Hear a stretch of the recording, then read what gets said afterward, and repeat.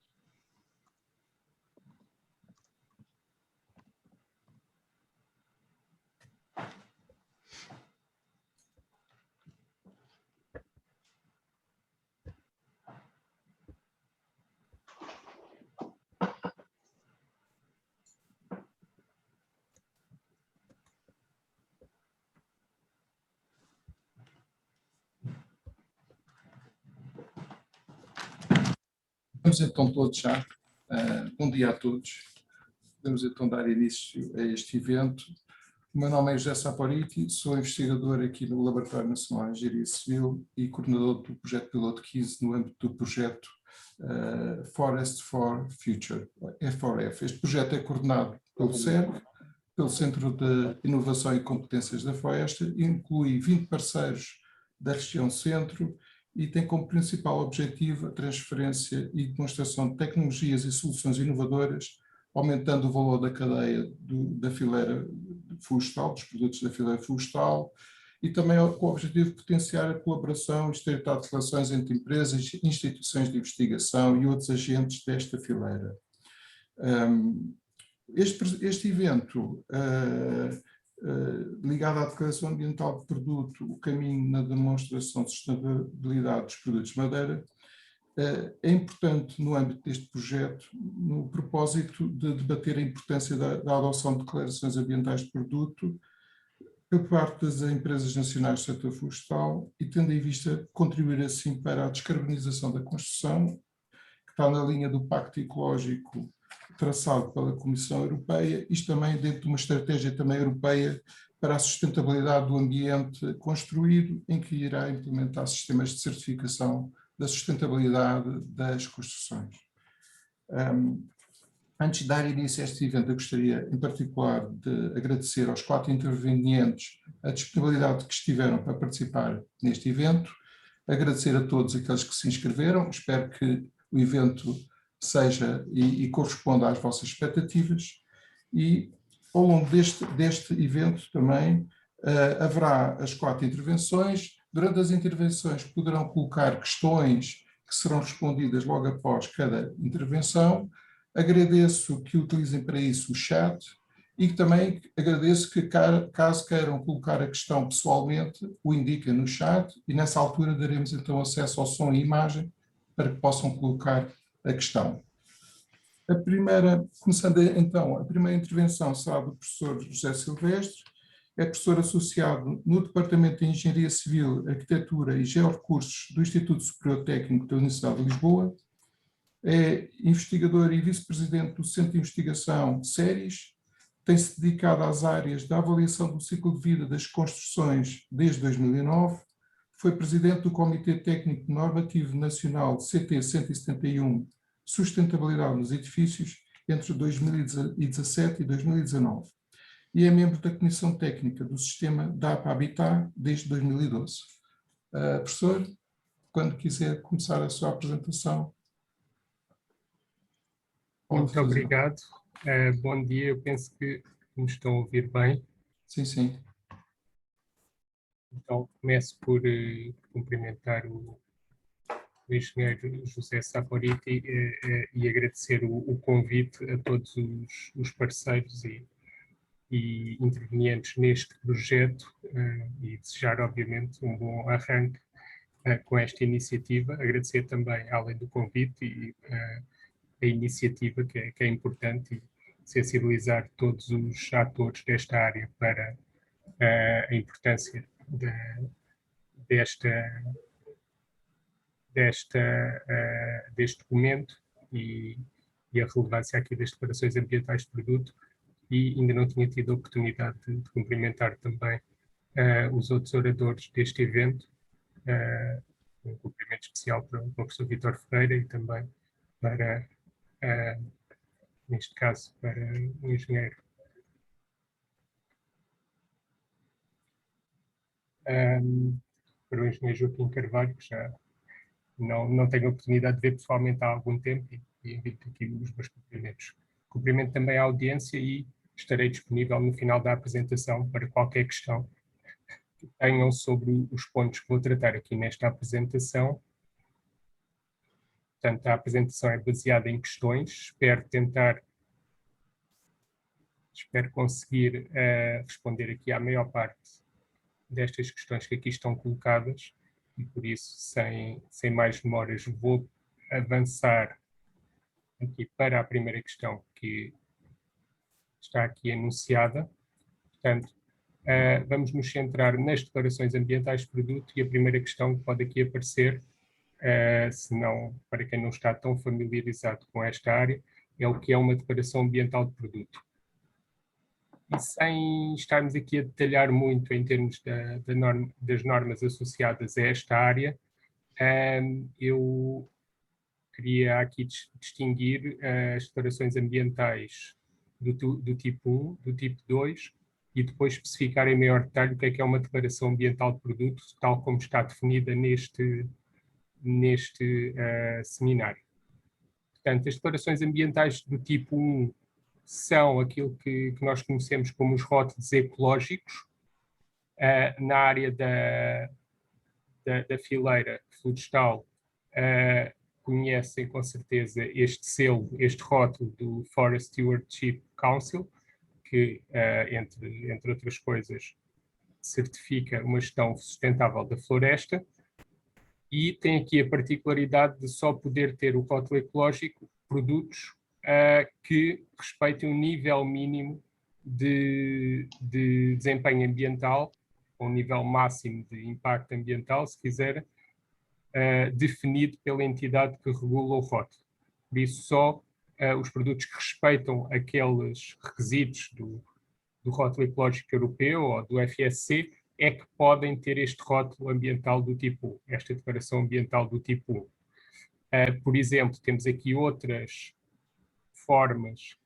de concretizar aqui os rótulos ambientais do tipo 1, e temos vários materiais, digamos, biomateriais, que são comercializados em Portugal, materiais de construção à base de madeira, e que têm estes rótulos, muitos deles relacionados com o conteúdo natural dos materiais. Portanto, aqui estamos a falar de rótulos ecológicos. Temos depois as declarações ambientais do tipo 2. As declarações ambientais do tipo 2 dão liberdade completa ao fabricante para declarar as características do seu produto em relação às vantagens ecológicas, mas não tem aqui qualquer gestão externa ou certificação por terceira parte. Por isso podemos dizer que o material é natural, tem 65% de conteúdo reciclado, é amigo do ambiente, não liberta compostos orgânicos voláteis, mas aqui o facto de não ter uma certificação por terceira parte retira alguma credibilidade a estas declarações, mas estão normalizadas, e os fabricantes têm o direito e terão alguns benefícios também em utilizá-los. Agora, nós aqui, na minha apresentação e também neste seminário, a ideia é centrarmos nas declarações ambientais de produto. Portanto, aqui estamos a falar das declarações ambientais do tipo 3.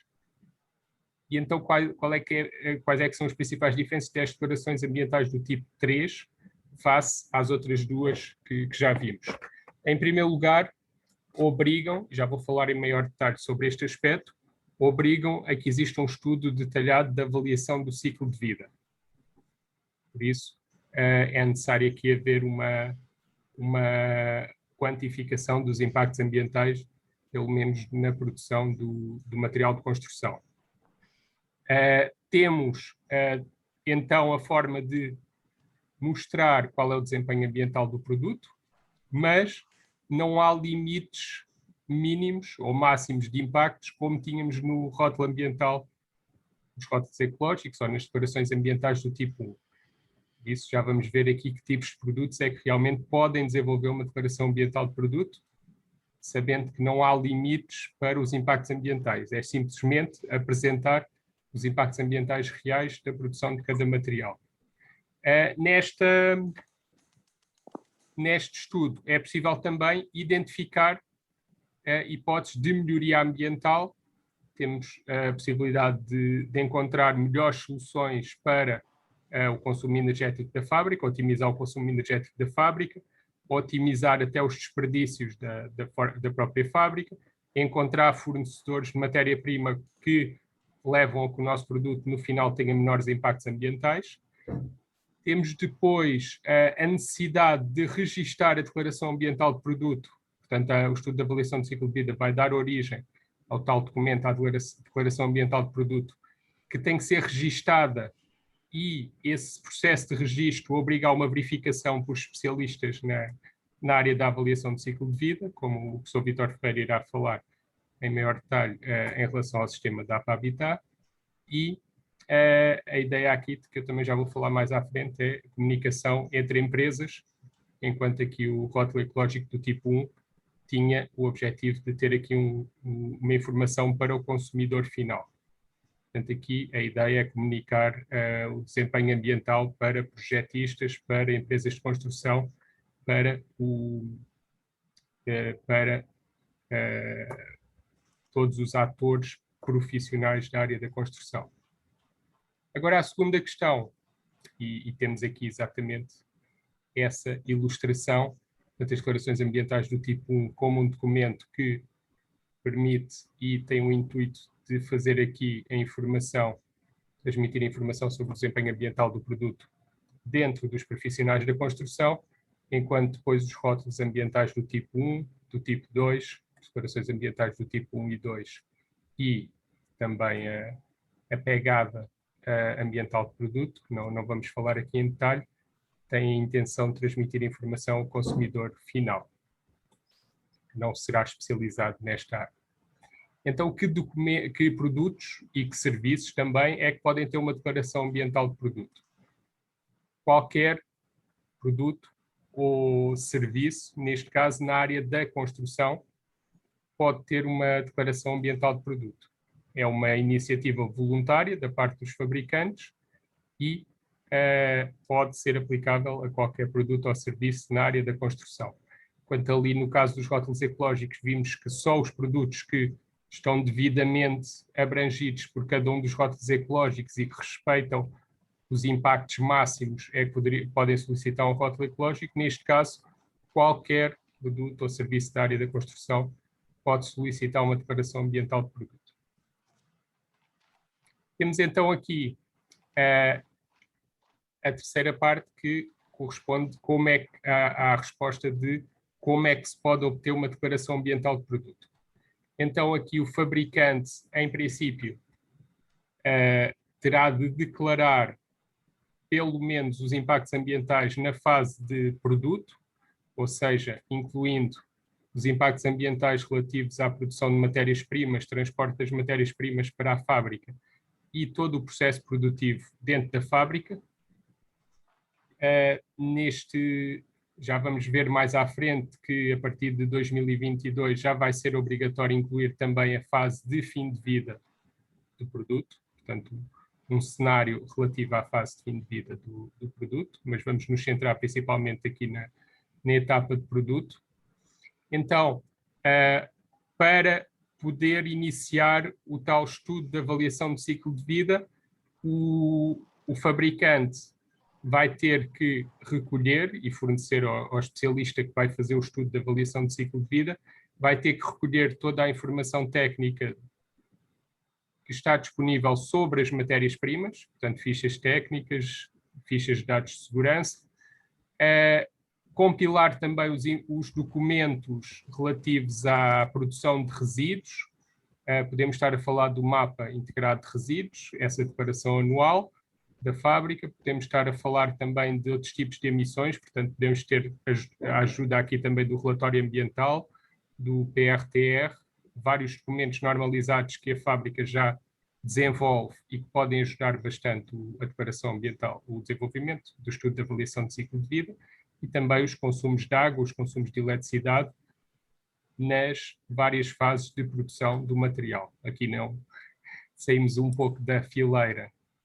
da florestal e, neste caso, da área dos produtos à base de madeira, mas é só para exemplificar. Temos aqui também um outro produto, peço desculpa por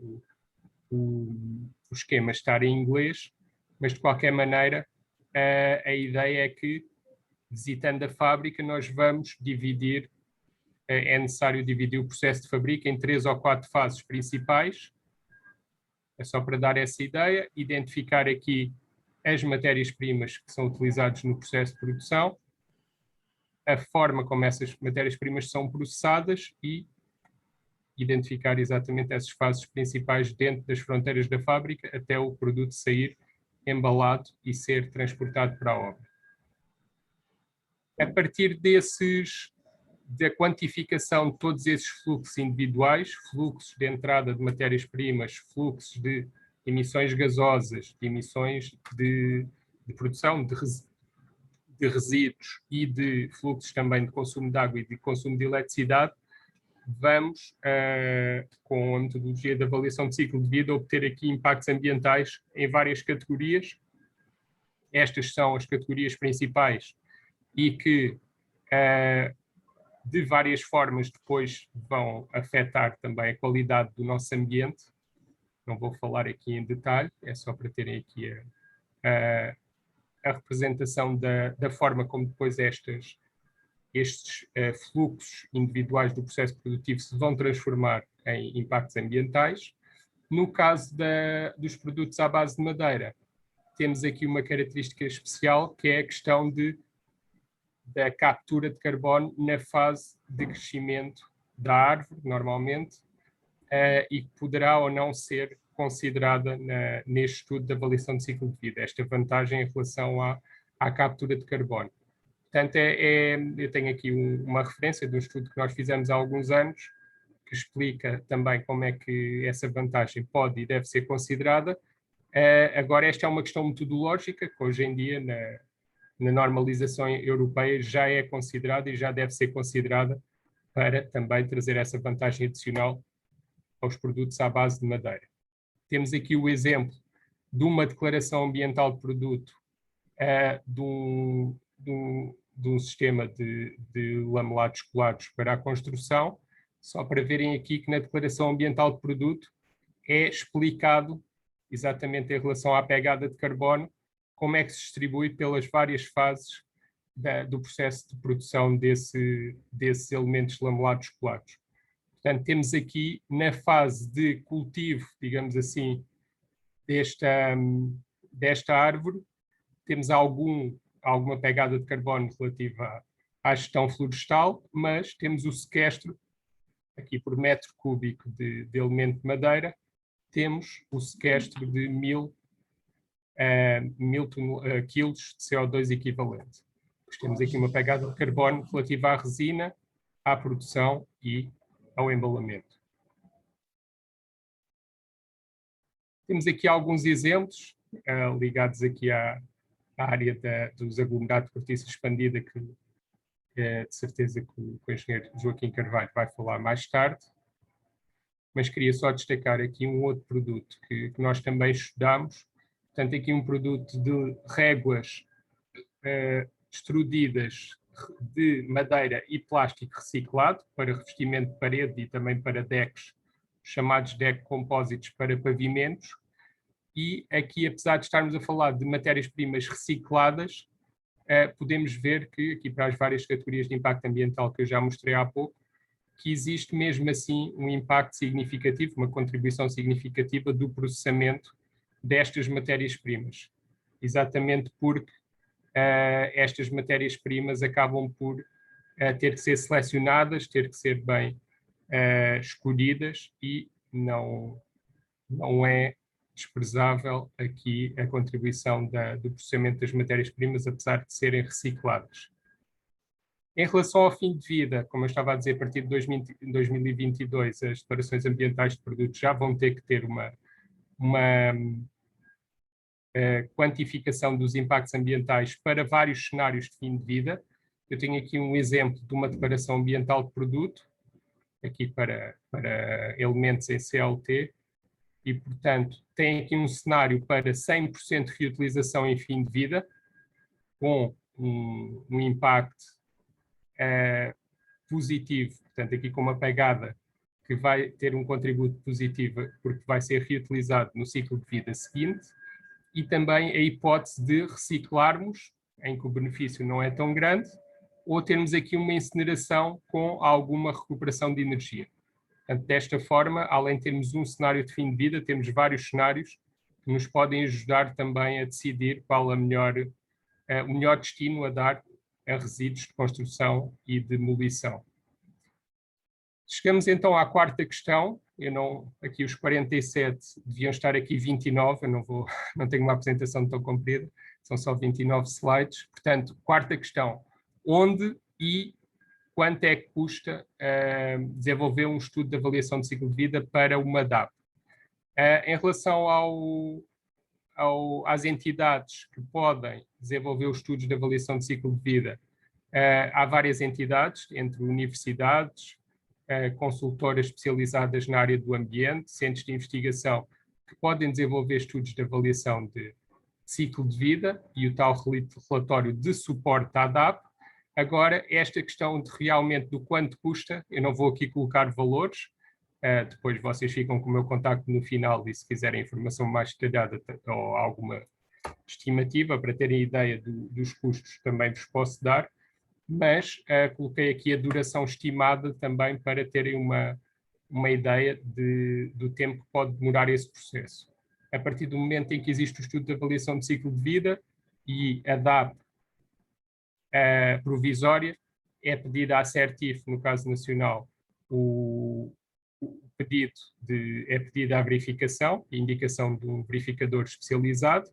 Quando termina o processo de verificação e é feito o registro no Sistema Nacional de Declarações Ambientais de Produto para a área do Habitat, no sistema DAP Habitat, e poderá ser também solicitado o registro na ecoplataforma, desde que exista também a versão em inglês da Declaração Ambiental de Produto. Portanto, todas as declarações de materiais de construção que estão registadas no sistema DAP Habitat têm a sua declaração irmã em inglês e estão também registadas na ecoplataforma. Então, em relação aqui aos custos, apesar de eu não indicar aqui valores estimados, de qualquer maneira ficam com a informação que há vários programas de financiamento que suportam esses custos. Portanto, que podem cofinanciar pelo menos os custos associados ao desenvolvimento dos estudos de avaliação de ciclo de vida e ao processo de verificação e registro dessas declarações ambientais de produto. Aqui temos principalmente programas de financiamento relacionados com o P2020, que agora é natural que serão renovados com a mesma ou com outra denominação no âmbito do P2030, do Portugal 2030. Agora, por que é que se deve investir numa DAP? Que é a última questão que aqui temos. Por que é que devemos investir em termos de tempo e financeiros no desenvolvimento de uma ou mais DAPs para uma gama de produtos de um determinado fabricante? Apesar de ser aqui um documento voluntário, o regulamento dos produtos da construção, pelo menos a versão atual, indica que é através de uma declaração ambiental de produto que pode ser demonstrado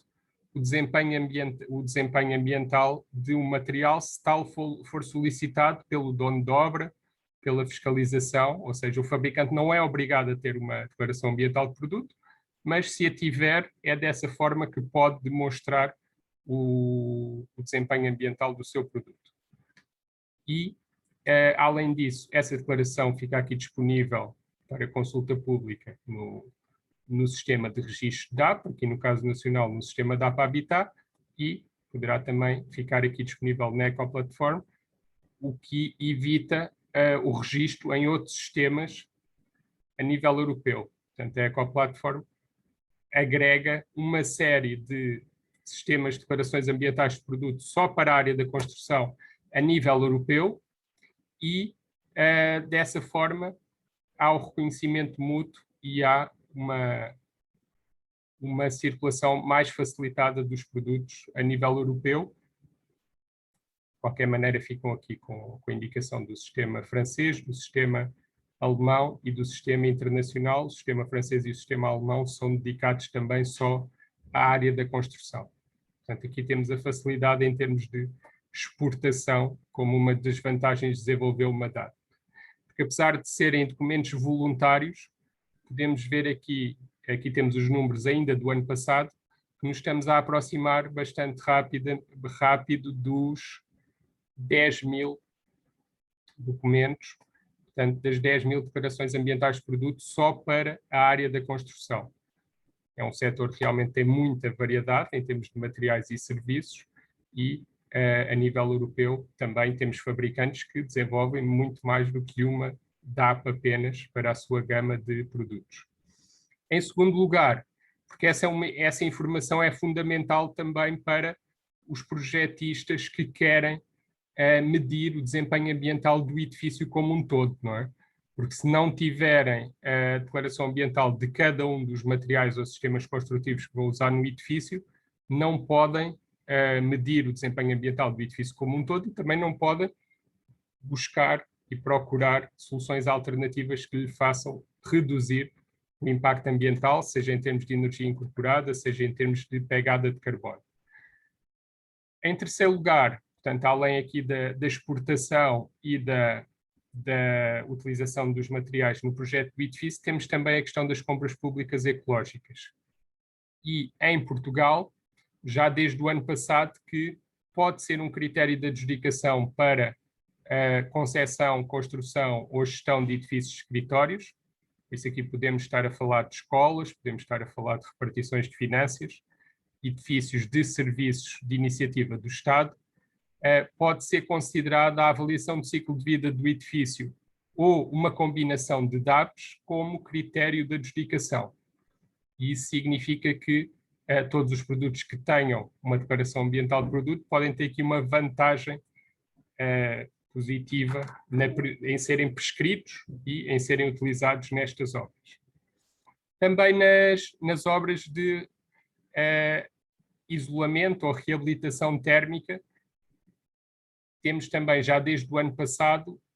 o destaque aos produtos com a declaração ambiental de produto. Portanto, aqui só são financiadas essas iniciativas de isolamento ou reabilitação térmica se os materiais de isolamento, e não só, tiverem aqui uma série de características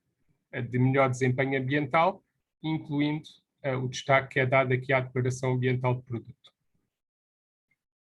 Por fim, a nível internacional, temos realmente um movimento que vai integrando a avaliação ambiental de produto e o desempenho ambiental nos processos de projeto, de adjudicação e, eventualmente, também de certificação energética. É isso que está a acontecer em França. Temos agora já em junho a entrada em vigor, junho de 2021, a entrada em vigor deste regulamento que saiu o ano passado e que exige que no processo de avaliação do desempenho energético do edifício seja incluído também a avaliação do desempenho ambiental. E então, se o produto não tiver uma declaração ambiental, vão ser usados dados genéricos dados médios que podem prejudicar esse material de construção. E não vou ler aqui em detalhe tudo aquilo que está a acontecer a nível europeu, é só para terem a noção que na Dinamarca, na Alemanha, nos Países Baixos, na Suíça, mesmo no Reino Unido e ao nível da Comissão Europeia, estão a ser estabelecidos sistemas que começam a ser obrigatórios, pelo menos para edifícios públicos, exatamente para obrigar à avaliação dos impactos ambientais dos produtos e de todo o processo construtivo, para que seja otimizado esse desempenho ambiental do edifício. Espero ter esclarecido algumas das questões relacionadas com esta área e fico à disposição para qualquer questão adicional que tenha. Obrigado. Obrigado, professor, pela sua apresentação. Acho que foi bastante interessante, informativa, esclarecedora em muitos pontos. Neste momento, em termos de perguntas, elas de certa forma já foram respondidas, mas de qualquer forma há uma que eu gostaria de lhe colocar, caso não haja mais, penso que no chat não há mais nenhumas questões, que era, no fundo, parece-me, da sua apresentação, que, principalmente a fase final da sua apresentação, que as declarações ambientais têm uma tendência para se tornar obrigatórias, ou seja, ou quase obrigatórias, que são neste momento claramente voluntárias, mas diria, pelo aquilo que se passa na Europa, por aquilo que se passa também a nível europeu, principalmente em termos de contratos públicos e com sistemas de avaliação da sustentabilidade dos edifícios, como a abordagem Levels que a Comissão Europeia quer implementar, que haverá uma tendência de, progressivamente, cumprindo 2030 ou 2050, teremos as DAPs como obrigatórias. É isso? Há aqui uma sequência de uma evolução que nós estamos a assistir, ou seja, ainda estamos numa fase em que a DAP constitui uma diferenciação positiva para os produtos e para as empresas que já desenvolveram esse documento, e essa diferenciação positiva permite que, quando são feitos estes estudos de avaliação de ciclo de vida para todos estes sistemas de compras públicas, se o documento, se o produto tiver uma declaração ambiental de produto, vai acabar por se distinguir e ter mais facilidade em ser utilizado e em ser adquirido e ser utilizado nas obras de construção, independentemente da declaração ambiental de produto revelar um desempenho ambiental melhor ou pior face à concorrência. O mesmo acontece nos sistemas de certificação ambiental de edifícios, que alguns de vocês já deverão conhecer, como, por exemplo, o sistema BREEAM, o sistema LEED e o sistema Lidera, também em Portugal, ou SBTool. E, nesses casos, independentemente do desempenho ambiental do produto, também basta ter uma declaração ambiental de produto para o edifício ficar com uma maior pontuação em termos de avaliação e depois da certificação ambiental. Ou seja, estamos ainda nessa fase em que há uma diferenciação positiva só por se ter a DAP, mas ainda não há, a não ser que o projetista vá, a partir da nuvem de DAPs, usar a DAP para escolher os produtos com melhor desempenho ambiental. Aquilo que está a ser discutido e que podemos esperar para os próximos anos é, na revisão do regulamento dos produtos da construção, esta avaliação ambiental dos produtos ficar associada à marcação CE, ou seja, o requisito mais recente em relação ao desempenho ambiental dos produtos, que na última versão, na versão em vigor do regulamento dos produtos da construção, indicava a DAP como voluntária, poderá passar a ser obrigatório com a revisão do regulamento dos produtos da construção e, portanto, aí ser integrado no processo de marcação CE, através de um estudo de avaliação de ciclo de vida mais ou menos detalhado, que venha a ser previsto nessa nova regulamentação. Agora, isso ainda é um processo que ainda pode demorar algum tempo. Agora, o que nós temos a certeza é que estes exemplos das iniciativas públicas vão puxar o mercado, ou seja, mesmo que não seja nos próximos anos ainda um documento obrigatório, vai fazer com que uma série de empresas avance exatamente, e já estamos a verificar isso em Portugal, para o desenvolvimento de declarações ambientais de produto, e seja quase uma forma de entrar e de se apresentar no mercado que obriga também as outras empresas a irem atrás e a desenvolverem também as suas declarações ambientais de produto. Ou seja, esta diferenciação positiva irá levar as várias empresas a buscar esse mesmo destaque e a desenvolver a sua declaração ambiental de produto, mesmo que não venha a ser obrigatório nos próximos 3 a 5 anos. Sim, no fundo, pronto, obrigado pelas informações, porque é um pouco nessa perspectiva que teremos que ter em mente. No fundo, no fundo as políticas públicas a puxar um pouco pela própria sustentabilidade da construção. Agradeço mais uma vez a sua intervenção. Eu vejo que não há mais nenhuma questão aqui no chat, portanto, agradeço-lhe muito as suas intervenções e passaria então agora para a segunda apresentação, desafios atuais para a cadeia de valor do habitat, que será o professor Vítor Ferreira, que é professor catedrático no Departamento de Engenharia Civil da Universidade de Aveiro, responsável pelas áreas dos materiais de construção e sustentabilidade, é vice-coordenador da Unidade de Investigação Risco e também, desde a sua fundação em 2007, é o presidente do Cluster Habitat Sustentável, um dos clusters de competitividade reconhecidos em Portugal. Professor, quando quiser começar, pode, se faz favor.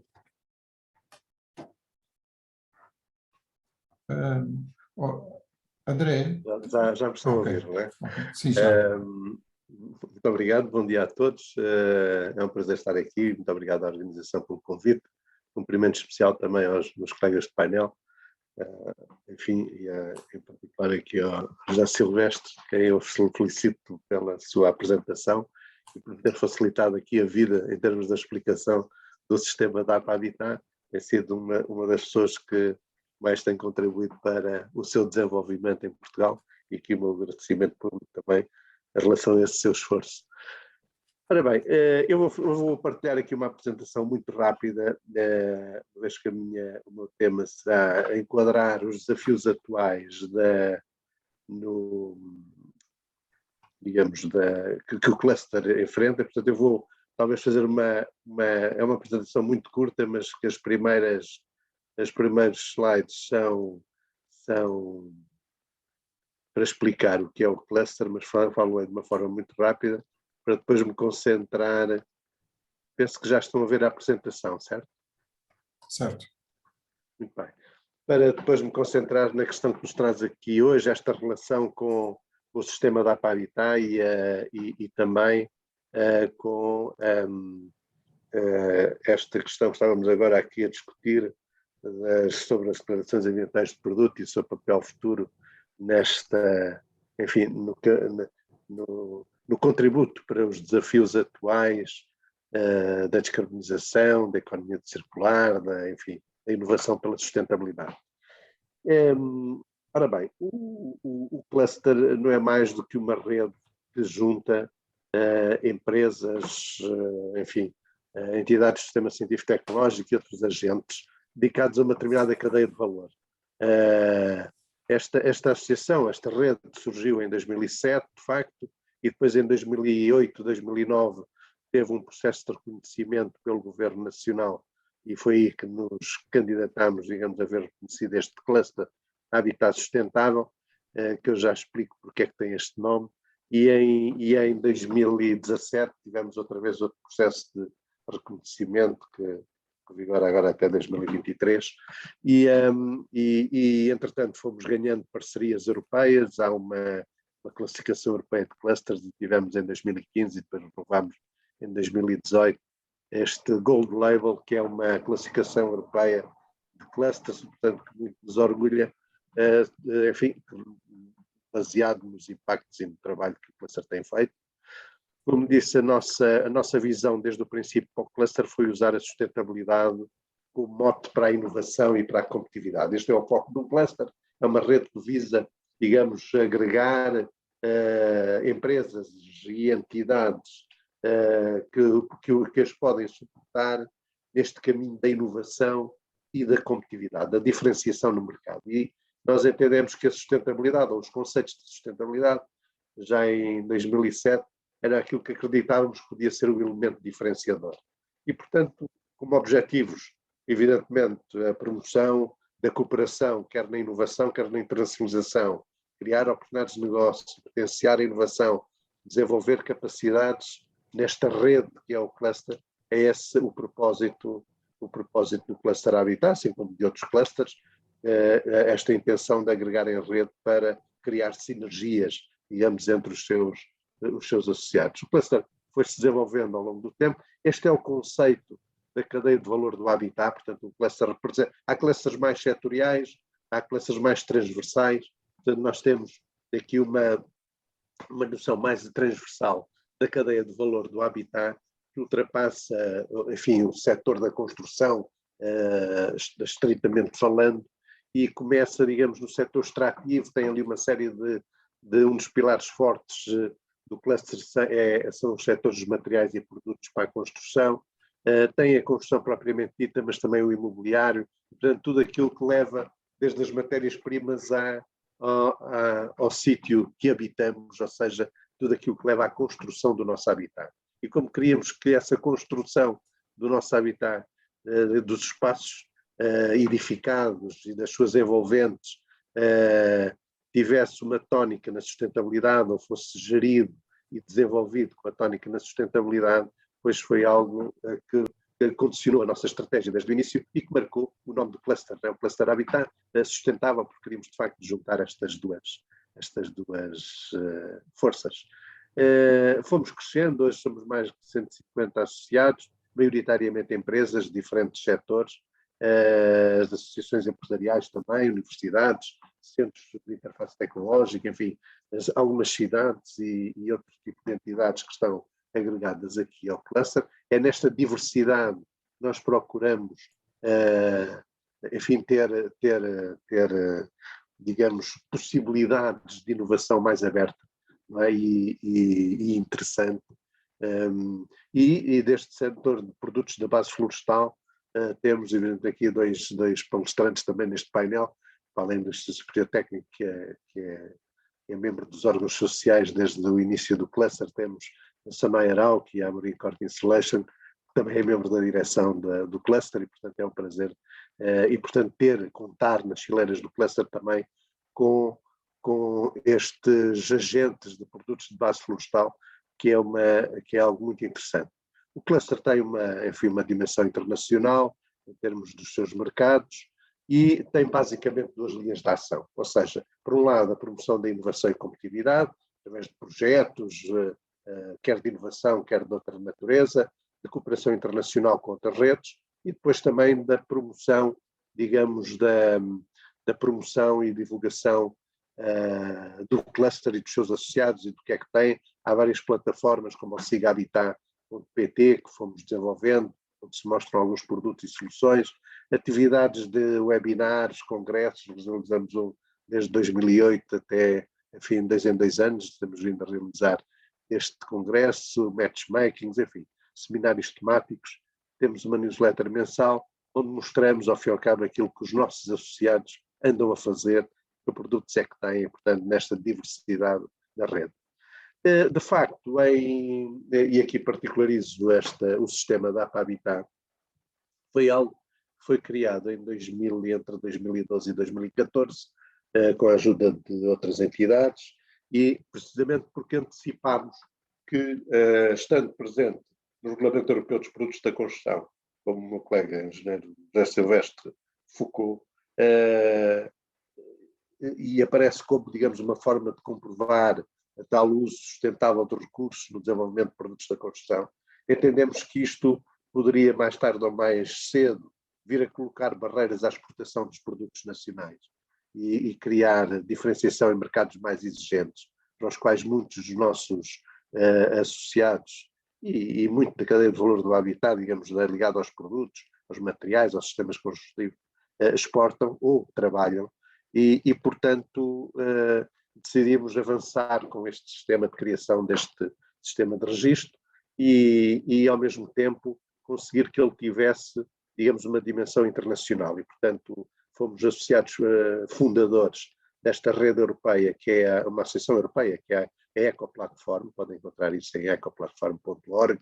a informação sobre ela. Fomos fundadores e fomos inicialmente até membros da direção da Ecoplatform, onde hoje reúne praticamente todos os operadores de programa de registro de declarações ambientais. Conseguimos ter uma presença, digamos, dentro destes operadores, um sistema de reconhecimento mútuo que nos permite que uma DAP feita em Portugal possa ser reconhecida noutros países. E, portanto, este é um sistema que está em crescimento, um crescimento lento, visto que é um sistema voluntário, vai crescendo à medida que as empresas vão fazendo as suas declarações ambientais de produto, mas estamos, digamos, neste meio internacional. Quando registamos em Portugal uma DAP, imediatamente essa DAP é colocada nesta plataforma. A Ecoplatform não é um sistema de registro, mas tem uma plataforma onde divulga publicamente, ao nível internacional, todas as declarações ambientais registadas nos diferentes sistemas dos diferentes países, digamos assim. E, portanto, isso permite-nos dar uma visibilidade também importante aos produtos que aí são colocados. Ora bem, para além deste sistema, que depois tornarei a falar um pouco dele no final, nós no cluster temos alguns grupos de trabalho onde se fomentam projetos de inovação ligados aos territórios, às cidades, à eco-inovação e ao fomento industrial de soluções, e onde estes produtos de base florestal hoje assumem uma importância que eu penso que é considerável e desejável neste contexto de políticas amigas do ambiente e de descarbonização e de circularidade que vemos marcar a agenda política europeia e mundial, digamos, nestes últimos anos e até 2030 ou 2050. E, portanto, é através destes grupos de trabalho que temos vindo no cluster a reunir os associados. Enfim, 2020 foi um ano atípico por causa de passaram estas reuniões a serem virtuais ou digitais e, portanto, esperamos retomar em breve a normalidade, mas é com base nestes esquemas atuais que vão mudando e adaptando-se ao interesse das empresas presentes que vimos desenvolvendo o nosso trabalho enquanto cluster, e depois todo um trabalho de base ao nível da interclusterização, portanto, cooperação com outros clusters, com outras redes, com outros setores, e que fazem parte da atividade normal do cluster em termos daquilo que são os nossos eixos estratégicos, digamos, de capacitação para a inovação, para as oportunidades de negócio, para a cooperação, que é uma palavra-chave da rede, é juntar, ao fim e ao cabo, o cluster o que serve é de dinamizador e de mobilizador para a geração de sinergias entre os nossos membros. Ora bem, era aqui neste último slide que eu me queria focar para vos dizer, de facto, aqui, dentro destas áreas estruturantes, há aqui alguns desafios, e eu saliento aqui apenas alguns, que têm estado, digamos, na ordem do dia. Hoje já se fala em soluções para edifícios de balanço positivo e, portanto, tem sido algo que tem sido alvo de inovação, alvo de desenvolvimento de produtos, de soluções que existem nas entidades, nas empresas do cluster e que contribuem para a criação de edifícios de balanço zero ou de balanço positivo. E, portanto, hoje já é possível fazer-se, há soluções no mercado e, portanto, há que agora disseminar, informar e melhorar, como é evidente. Portanto, isto contribui para soluções para uma reabilitação urbana sustentável. Sabemos que esse é um tema também recorrente. Eu salientei aqui estes temas porque vêm daquilo que é o alvo da discussão e do interesse dos nossos associados, portanto, que têm trabalho nesta área, a discuti-los. A eficiência de recursos, quer a eficiência energética, a eficiência hídrica, a eficiência no uso de materiais, esses três grandes recursos com os quais fazemos materiais e produtos e com os quais construímos e reabilitamos o nosso habitat. Portanto, é algo que também é muito recorrente nas discussões destes grupos de trabalho, portanto, não só em termos da produção dos materiais mas também em soluções para construções eficientes em recursos. Não é? E depois entra esta questão que é uma outra forma de olhar para a sustentabilidade, é mais o conceito atual, digamos, o que é a questão da circularidade, ou seja, da reversibilidade das soluções construtivas, tem estado muito presente e aliada a este aspecto da eco-inovação no habitat. Eu queria dar o salto, de facto, desta eco-inovação ou do eco-design na construção do nosso habitat, para focar aqui, de facto, alguns dos desafios que os materiais e soluções construtivas mais sustentáveis, este processo de eco-inovação ou de eco-design acarreta. E, portanto, temos tido alguns projetos neste domínio, no domínio da circularidade e no domínio do ecodesign, projetos de mobilização da rede, nesse sentido, alguns até, enfim, com dimensão internacional, no âmbito do H2020 e do Interreg, do programa Interreg, mas aquilo que eu queria salientar aqui de mais importante era esta ligação às declarações ambientais de produto, ao sistema da APA Habitat, às declarações ambientais de produto propriamente ditas. Quando nós criámos isto em 2012, 2014, já estava em nossa mente, não era só a questão formal de termos um sistema de registro de declarações ambientais de produto, que são importantes porque sabemos que, embora não seja um sistema, digamos, não é obrigatório fazer declarações ambientais de produto, como agora se discutia, é algo que sentimos que ia haver uma crescente, e temos visto isso acontecer, exigência por parte do mercado, e exigência, como o José Silvestre salientou, em termos daquilo que são as compras públicas ecológicas ou sustentáveis, o green procurement, digamos, europeu, e que também se reflete em Portugal, vemos aquele exemplo da APA, onde estas declarações aparecem, das declarações ambientais de produto. E, portanto, ao aparecer como exigência do mercado, independentemente de ser um sistema obrigatório ou não, ele automaticamente faz com que as empresas sintam a necessidade de ter estas declarações elaboradas para poderem entrar em algumas obras e, portanto, poderem veicular os seus produtos sem serem ostracizados ou postos de lado e, portanto, nas decisões de compra. Por outro lado, há aqui uma dimensão que nos interessa particularmente e que tem havido trabalhos nesse sentido, que é o uso da declaração ambiental de produto como ferramenta de eco-inovação e de eco-design. Ora bem, nós temos essencialmente tido com os nossos associados que se aproximam desta dimensão de elaborar uma declaração ambiental de produto, para que olhem de facto para ela, não como, enfim, trata-se também de uma ficha técnica, de uma declaração de desempenho, qualquer produto a pode ter, e qualquer produto tem aspectos positivos e aspectos negativos, evidentemente, neste desempenho. O que uma declaração ambiental dá, para além daqueles parâmetros ambientais, de impacto ambiental que o José Silvestre referiu, que é um conjunto, enfim, de impactos que são importantes para um conjunto de avaliações, dá-nos também um conjunto de parâmetros que vêm descritos sobre o consumo de recursos e sobre o tipo de resíduos gerados. E, portanto, ou seja, nós temos aqui uma declaração que de repente tem sobre um determinado produto em diferentes estágios do ciclo de vida, e a partir de 2022, na revisão que foi feita da norma europeia, que é a 15.804, portanto a versão A2, foi revista agora em 2019 e que terá aplicação a partir de 2022, no início de 2022, nós assistimos a que, de facto, se começa a tornar obrigatório estender-se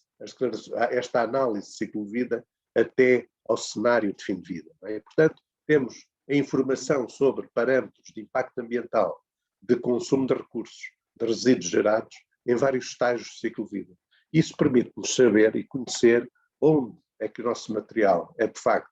tem uma marca positiva, e isso será certamente objeto do marketing por parte das empresas, mas também perceber onde é que estão os aspectos mais negativos e como os medimos através da avaliação de ciclo de vida. Como temos parâmetros medidos, e daí a grande credibilidade deste sistema de rótulo ecológico, que é a declaração ambiental de produto,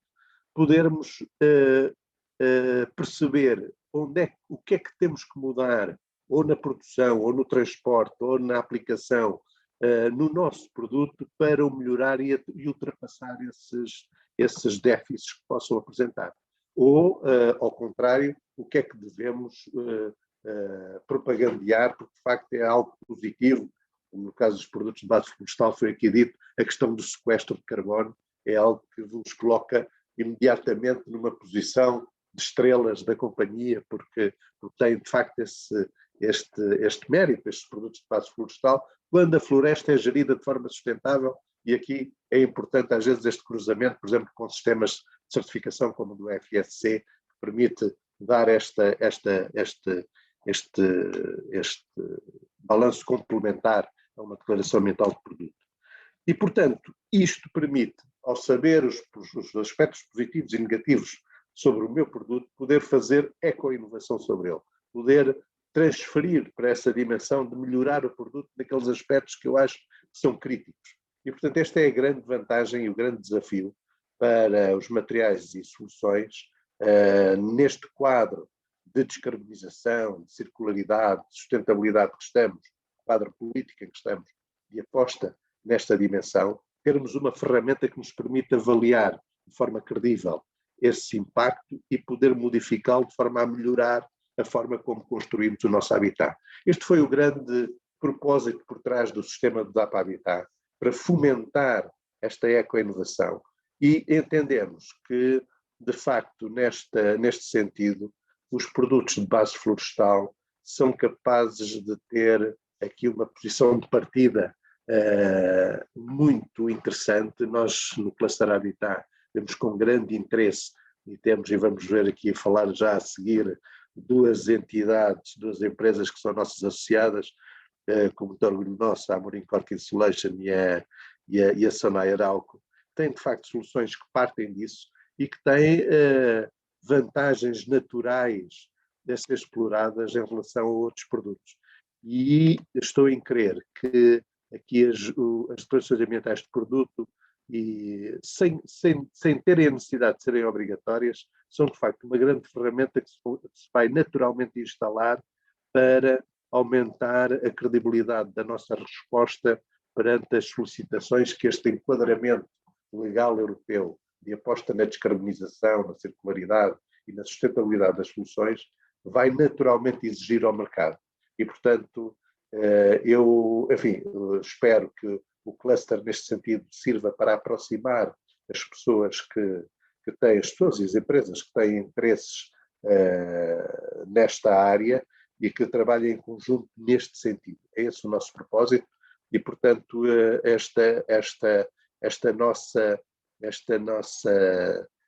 os desafios que neste momento se nos apresentam e que nós apresentamos aos nossos associados é no sentido de construírem esta lógica de utilizar estas ferramentas como as declarações ambientais de produto, e saúdo aqui este projeto Forests for Future, porque teve, digamos, a visão de poder também fazer este caminho, ou seja, pegar nos produtos na floresta e ver que produtos de base florestal podem encontrar aqui um valor competitivo importante na construção do habitat do futuro. Portanto, nós estamos evidentemente abertos a todos aqueles empresas ou outras entidades do sistema científico e tecnológico, centros de interface, que queiram colaborar com o cluster e participar desta nossa dinâmica, porque de facto é algo que nos estimula a este desafio de pegar neste sistema como o sistema de declaração ambiental de produto e é nestas declarações e não olhar para elas apenas como uma ficha técnica, mas olhar para ela como uma ferramenta de eco-inovação e de valorização dos produtos e, neste caso em particular, saindo já na fila, na pole position, digamos assim, estão os produtos de base florestal, com os quais entendo que podem ter uma importância, que já tem importância relevante no setor da construção, mas que podem ganhar e pode ser até um estímulo para a criação de novas áreas para o empreendedorismo dos produtos de base florestal, e isso é algo que também nos estimula bastante no cluster. Estamos abertos a colaborar com entidades, nomeadamente, como por exemplo o caso do CERQ, que lidera este processo, e todos os membros parceiros que assim o queiram, pois têm aqui uma porta aberta. Muito obrigado pelo convite, mais uma vez, e estou disponível para as vossas questões. Obrigado, professor, pela sua apresentação e por uma ideia que deixou e que eu acho que é bastante interessante, que é olhar para as DAPs como, de fundo, ferramentas de eco-inovação, de olhar para a própria empresa, olhar para os seus processos produtivos, para os seus produtos, para a eficiência da utilização de recursos, uma forma de melhoria da própria empresa, não sendo só um documento descritivo, mas sendo um documento que permite o desenvolvimento da própria empresa e portanto, deve ter essa utilidade, deve ser visto como essa utilidade e não só como uma utilidade de ter mais um documento dentro Aliás, do seu isso processo. foi uma questão que foi solicitada, foi-nos colocada de forma curiosa, até foi logo no princípio da evolução do sistema, que foi uma das empresas nacionais, por causa até na área das argamassas para a construção, que ao terminar a sua DAP disse: nós o que sentimos aqui foi que de repente podíamos mudar algumas das nossas formulações para mudar alguns dos impactos negativos que a DAP nos demonstrou ter. E, portanto, isso deixou muito contente porque, de facto, foi alguém que atravessou o processo duro de fazer uma avaliação de ciclo de vida sobre os seus produtos e que, de repente, detecta internamente que, mudando algumas formulações, conseguiam melhorar os parâmetros do... E, portanto, isto é o tal propósito, né, da ferramenta da eco-inovação. Bom, no chat não há questões. Eu gostava de colocar uma questão que é uma questão relativa ao setor. Portanto, o setor, temos aqui duas grandes empresas, claramente líderes nas suas áreas, que irão a seguir apresentar, mas também o setor é constituído muitas vezes por pequenas e médias e até microempresas. O que eu gostava de lhe perguntar é quais são as dificuldades destas empresas, ou se estas empresas conseguem ou existe da sua experiência, até com outros setores também têm estas empresas de pequena e média dimensão, na obtenção das informações necessárias para, no fundo, construir as declarações ambientais de produto. Sim, claramente, nós temos um tecido industrial, 90% são PMEs, né? e algumas delas microempresas, e portanto aqui e fazer uma DAP não é um processo fácil. Eu penso que à medida que o tempo for evoluindo as coisas vão sendo mais fáceis. Eu não salientei aqui, mas neste momento nós acabamos este mês por digitalizar a informação das nossas DAPs, ou seja, a tal presença na Ecoplataforma que era feita por envio do PDF que ficava pendurado no portal. Neste momento a Ecoplataforma criou aquilo que se chama Ecoportal, onde os dados que lá estão serão inseridos de forma digital. E, portanto, nós colocamos as nossas declarações ambientais de produto, acabamos este mês de o fazer, da forma digital, o que permite que a pessoa pode na mesma fazer o download do PDF, mas permite, por exemplo, haver inserção dessa informação em sistemas como o BIM, por exemplo, na sexta dimensão, que é a dimensão da sustentabilidade. Não é? Portanto, isto para dar aqui outra... E, portanto, isto, indo à sua questão, também as empresas poderão ter acesso e perceber em DAPs semelhantes ao seu setor o que é que ela tem e como é que tipo de ações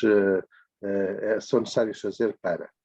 É evidente que para uma pequena e uma média empresa é importantíssimo ter o apoio de uma entidade que conheça o seu setor e conheça o seu processo produtivo e que as possa auxiliar a fazer a avaliação de ciclo de vida. Esse é o passo mais moroso e importante. E hoje há várias entidades, centros de interface tecnológicos, o ISP, enfim, outros centros tecnológicos que têm essa capacidade de ajudar as empresas a fazer isso. Há, como o engenheiro Silvestre referiu, aqui um conjunto de instrumentos financeiros, digamos, naquilo que foi Portugal 2020, mas também estarão presentes no quadro 21-27, onde através dos valos de inovação, de projetos de IDT, enfim, destas ferramentas onde é possível, no fundamental, onde é possível ir buscar apoio financeiro para elaborar parte destes estudos e depois concretizar na declaração ambiental de produto. É importante fazer este trabalho apoiado num centro de interface tecnológica ou numa entidade como universidades ou até empresas que existem que fazem este apoio. Nós temos também empresas associadas ao Cluster que fazem este tipo de apoio a outras empresas, porque facilita o trabalho de tal recolha de dados que para uma pequena empresa pode ser complicado fazê-lo sozinho. Eu não aconselharia isso, mas penso que era essa a sua questão e, portanto, ou seja, aqui estes apoios são fundamentais, quer do ponto de vista técnico, quer depois do ponto de vista financeiro, se houver o enquadramento e a oportunidade de aproveitar um determinado dinheiro para criar esta tal ferramenta para a eco-inovação. Sim, era esse ponto.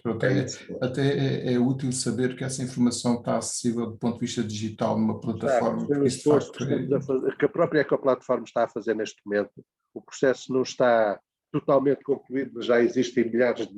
e nós acabamos de inserir as nossas no formato digital e pode-se descarregar em formato Excel, em PDF, em CSV, mas também ter acesso online a um determinado parâmetro e pode-se pesquisar por país, por operador de programa, ou enfim, a pesquisa é múltipla neste ecoportal, está dentro do eco-platform.org e, portanto, quando entram, vêm logo e, portanto, explorem e vejam o que é que há lá. Há informações interessantes sobre uma variedade de produtos grandes, evidentemente, muitos deles internacionais, mas onde é possível perceber, por comparação, algumas nuances e informações importantes sobre as diferentes tipologias de produto. Nós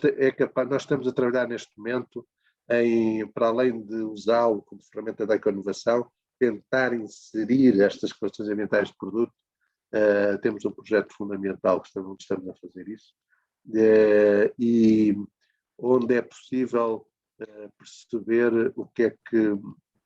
como é que podemos usar, digamos, estas declarações ambientais de produto como elementos da tomada de decisões sobre um determinado projeto de construção. E, portanto, é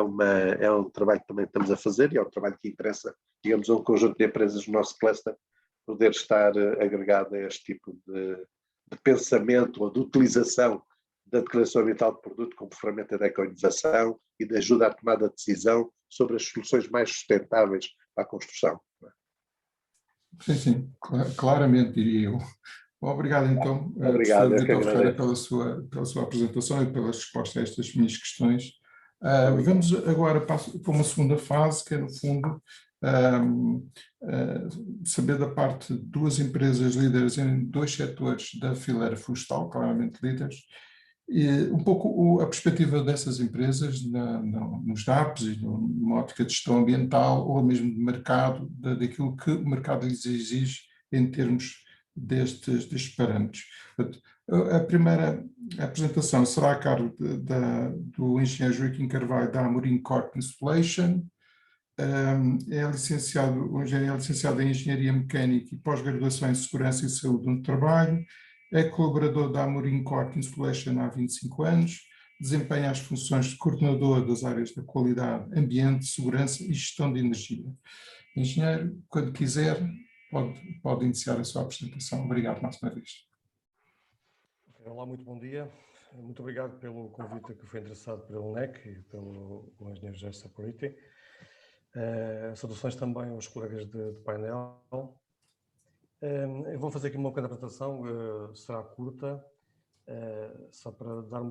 partilhar com um bocadinho o que foi a experiência da Amorim Corp Installation. Eu não sei se estão a ver a partilha. Não, ainda não estamos a ver.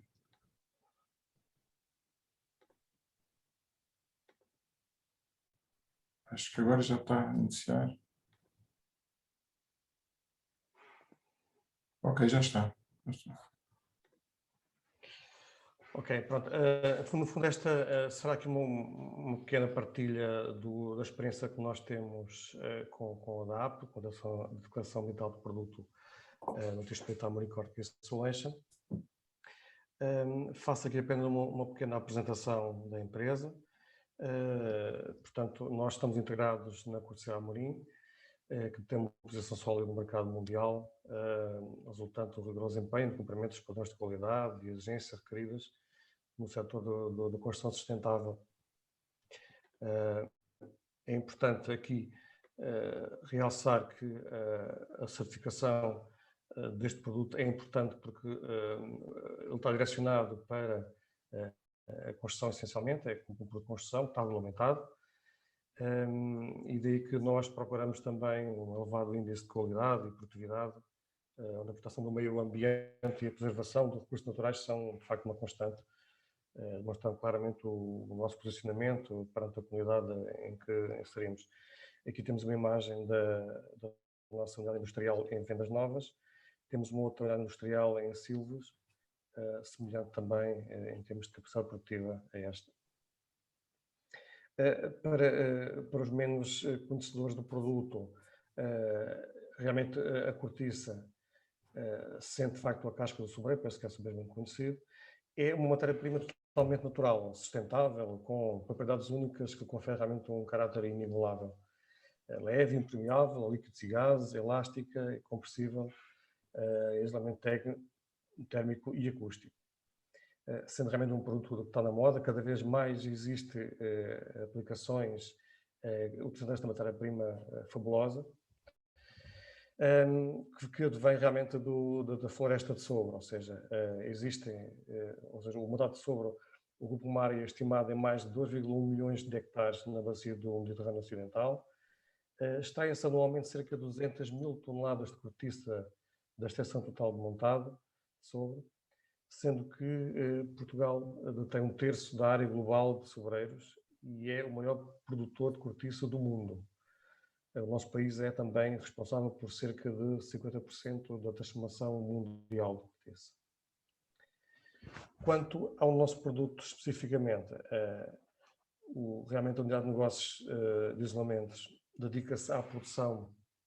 de aglomerado de cortiça expandida, utilizada como isolamento térmico, acústico e antivibrático em edifícios, com realmente um excelente desempenho técnico e rigorosamente 100% natural. Esta realmente é uma grande bandeira do nosso produto, porque está considerado que é o único material de isolamento a nível mundial que pode realmente dizer que é 100% natural. Portanto, o aglomerado de cortiça expandida, internacionalmente designado por ICB, que é Expanded Isolation Cardboard, é um material sustentável para construção sustentável. Apenas incorpora cortiça como matéria-prima, portanto não há aditivos. No nosso processo produtivo utiliza apenas a cortiça que foi granulada, dentro do autoclave, através de vapor sobreaquecido, há uma expansão dentro do autoclave, liberta a sobrina, que são resinas naturais da cortiça, por efeito de temperatura,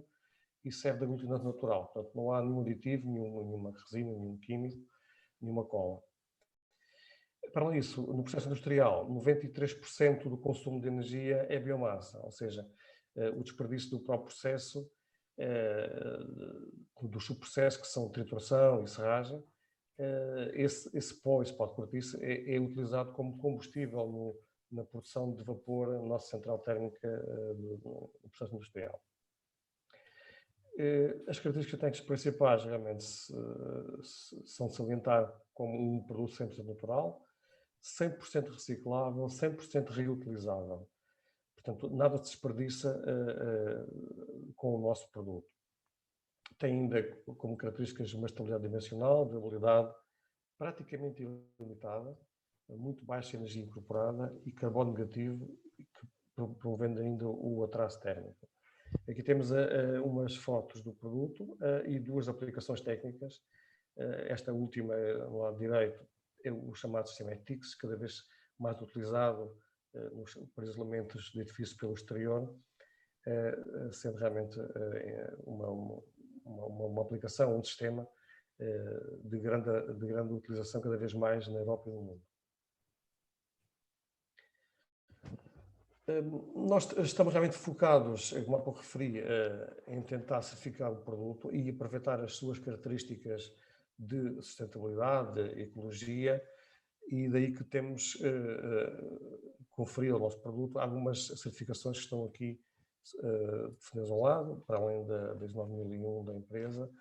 Temos a marcação CE no produto, baseado na norma de especificação europeia do produto, que é a EN 13170, associada ao qual temos uma declaração de desempenho, a norma DOC. Temos ainda a certificação ACERMI, que é essencial para tudo o que é materiais de isolamento, materiais de construção no mercado francês. A certificação Naturplus e SEI, são certificações ecológicas, são rótulos ecológicos.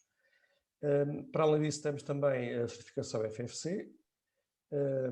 ainda que apenas numa porcentagem baixa do nosso produto, mas as dificuldades que nós temos em conseguir encontrar cortiça falca disponível no mercado, garantidamente com a certificação FFC. E mais um trunfo também do ponto de vista de desempenho ecológico e ambiental, que é esta classificação a mais na normalização de emissões de substâncias perigosas para a atmosfera do produto. Portanto, tem um produto sem emissão de partículas perigosas. É realmente um produto, como eu já referi atrás, 100% natural, tem muito baixa energia incorporada, carbono negativo, isolamento térmico acústico antivibrático, uma elevada estabilidade dimensional, suporte de temperaturas bastante baixas, de menos 120 graus centígrados até 120 graus, uma durabilidade praticamente ilimitada, mantendo as características técnicas. Nós fizemos já aqui alguns ensaios de materiais provenientes de edifícios que foram demolidos, chamados resíduos de construção, onde houve uma separação do isolamento existente do buraco expandida e fazendo testes, ensaios desses materiais, praticamente mantinham as características após 50 anos de utilização. Promovendo o traço térmico, a qualidade do ar interior, o A+, que eu já referi há pouco, é permeável ao vapor de água, resiste à compressão, em caso de incêndio não liberta gases tóxicos, não reage a agentes químicos, não ataca poluidores, realmente é um produto 100% reciclável, reutilizado em outras aplicações. Nós realmente achamos esta parceria com a questão da DAP, e porque havia alguns clientes, nós temos realmente mais de 90% do nosso mercado é um mercado internacional, e os clientes internacionais estão mais sensibilizados para esta área da ecologia, da proteção ambiental, e foi então desenvolvido este trabalho de levantamento e criação de uma DAP, sendo registada em 2016 a nossa declaração ambiental do produto. Portanto, como já foi dito atrás e pelos especialistas na matéria, portanto, esta DAP vem um bocadinho também da norma europeia que está associada à EPD, no fundo, que é uma sigla europeia para esta declaração ambiental do produto, e o marco expandido, o ICB, ficou então com a DAP atribuída em 2016. Eu destaco aqui, dentro da nossa DAP, o processo de fabrico, desde a extração da matéria-prima ao processo industrial, onde temos realmente aqui os inputs, os outputs no fluxograma, onde realmente se destacam a questão de reutilização dos subprodutos gerados internamente, e de facto de ter uma possibilidade de tratamento da eficiência energética que advém destes resíduos produzidos internamente. Destaco também por fim na DAP, o essencial tem a ver com os parâmetros que descrevem os potenciais de impacto ambiental do nosso produto, do ICB, ou seja, para um produto, um metro cúbico de lugar expandido, o ICB, nós temos aqui este desempenho, ou seja, claramente positivo no que diz respeito à captação de carbono, o que tem de facto um impacto do ponto de vista ambiental e de sustentabilidade a nível das suas aplicações. Aqui é importante realmente, e este é o principal objetivo também aqui da nossa participação neste evento, será um bocadinho dar a conhecer, depois de nós instituirmos a DAP na Amber Corp Installation, quais foram realmente os benefícios que foram identificados ao longo destes anos, e realmente são bastantes. Salienta-se aqui que há claramente uma valorização do produto com uma imagem mais ecológica após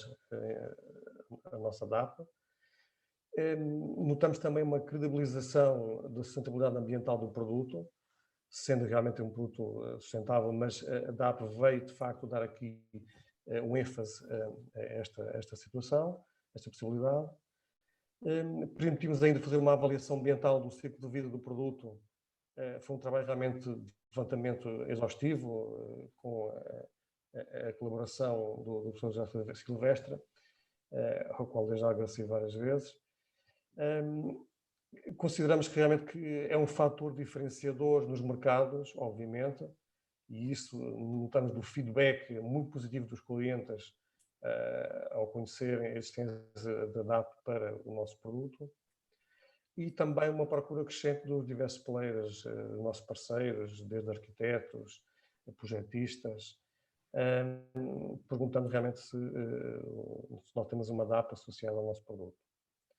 Há aqui claramente um reconhecimento internacional, que é bastante evidente, e destacamos aqui realmente vantagens competitivas da DAP associada ao nosso produto. Era realmente isto que eu tinha para transmitir. Não sei se tem alguma questão que eventualmente queiram colocar. Obrigado, engenheiro, pela apresentação. Eu não tenho questões no chat, mas eu gostava de fazer só uma breve questão que tem a ver precisamente com quer nos benefícios, quer nos motivos para a DAP. Claramente me parece haver aí os mercados internacionais como o maior player nesse sentido, ou seja, em termos nacionais, o que é que tem desde 2016? Tem havido também alguma alteração em termos de percepção da importância das DAPs por parte dos vossos clientes relativamente a isso, ou continua a ser de facto o mercado internacional aquele que mais solicita ou utiliza, de certa forma, a informação que consta das DAPs?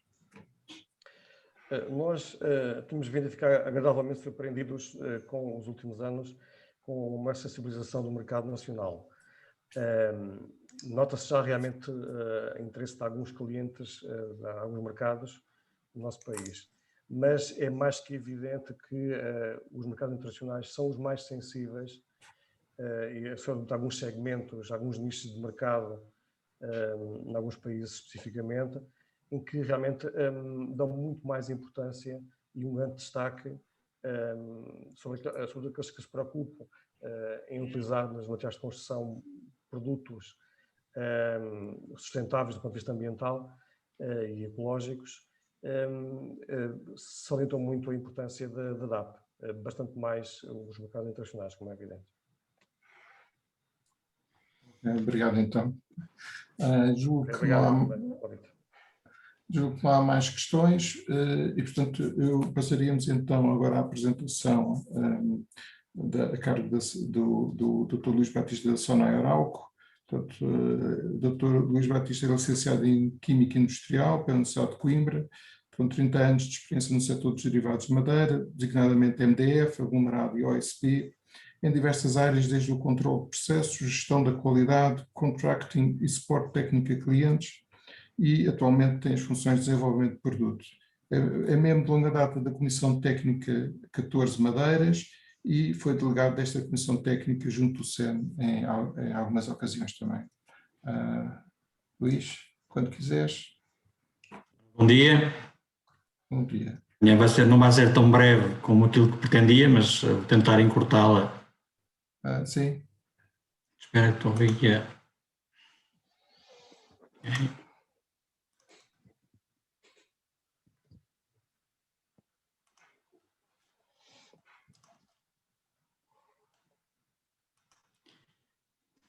Já estou, Ana? Zé? Sim? Sim, já estás, já estás. Estou a ser. Ok. Ok. Só que estás na forma da apresentação e não deves ter 2 ecrãs, estás a projetar. Sim. Estou a apresentar o outro, não é? Sim. Se conseguires, melhor. Sim, sim, sim. Esse é o problema dos 2 ecrãs. É que depois...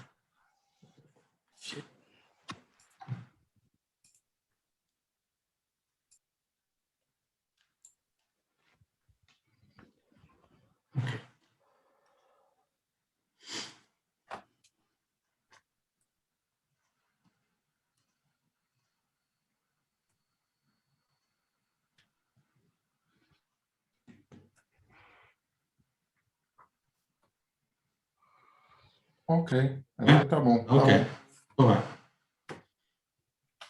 É que assim já não vejo as minhas notas, pá. Apresenta. Ora bem, bom dia a todos. Como eu disse, vou tentar ser mais breve do que aquilo que costumo ser. Tenho esse defeito de esticar muitas apresentações e depois o tempo para que as perguntas sejam feitas vai para o espaço. Vou começar aqui com uma frase que me ficou na memória em 2010, quando assisti pela primeira vez uma apresentação sobre EPDs. Confesso que na altura nem sabia o que é que a coisa significava, e a frase que me ficou foi esta, na altura preferida por um colega que geriu todo o processo de elaboração das EPDs na Sonai Arauco, e que, a meu ver, apesar de parecer uma frase simplista e de marketing, encerra grande parte daquilo que para mim uma EPD é, pelo menos os conceitos principais que estão subjacentes a uma EPD, ou seja, uma forma transparente de prestar informação credível sobre o impacto ambiental que os nossos produtos e processos apresentam e que devem ser tidos em conta quando os produzimos e os oferecemos ao mercado. Muito bem, começando então pelas motivações que levaram a Sonai Arauco a enverdar pela elaboração de EPDs, disse no início de 2010, 2009, se não estou enganado. Elas tiveram a grande força, veio de quase que solicitações de mercado, pelo menos eram as motivações mais prementes que nós tínhamos, e podemos enumerá-las. A primeira ligada a produtos de construção, ou seja, produtos que nós tínhamos nas nossas fábricas na Alemanha e que, para serem integrados em projetos, quer fossem para certificação ambiental de edifícios, quer até para gabinetes de projeto que já estão habituados a trabalhar com DAPs, quase que eram entraves, como já foi referido aqui, a entrada de produtos, dos nossos produtos nesses gabinetes e nessas obras. Se não o tivéssemos, claramente que estaríamos a breve prazo a ter dificuldades em fazer parte desses negócios. Por isso, a primeira motivação era tentar ir ao encontro destas solicitações nos mercados do norte da Europa, não tanto nos mercados europeus, se bem que já tínhamos tido já algumas experiências em Portugal com projetos da própria Sonai, neste caso a Sonai Sierra, que era a empresa que na altura fazia a gestão dos grandes projetos de construção em Portugal, ligados ao grupo. Depois temos motivos ligados com a concorrência, ou seja, mesmo no norte da Europa sabíamos que a tendência de grande parte dos nossos concorrentes era optar pela elaboração de DAPs com o intuito de ter alguma visibilidade no mercado mais suscetível às questões ambientais, mas estas motivações seriam motivações com quais nós podíamos viver durante um período mais ou menos alargado, sem fazer nada, mas é evidente que por trás disto, se não houvesse a estratégia que a Sonai Arauco estabeleceu já há algum tempo na área da sustentabilidade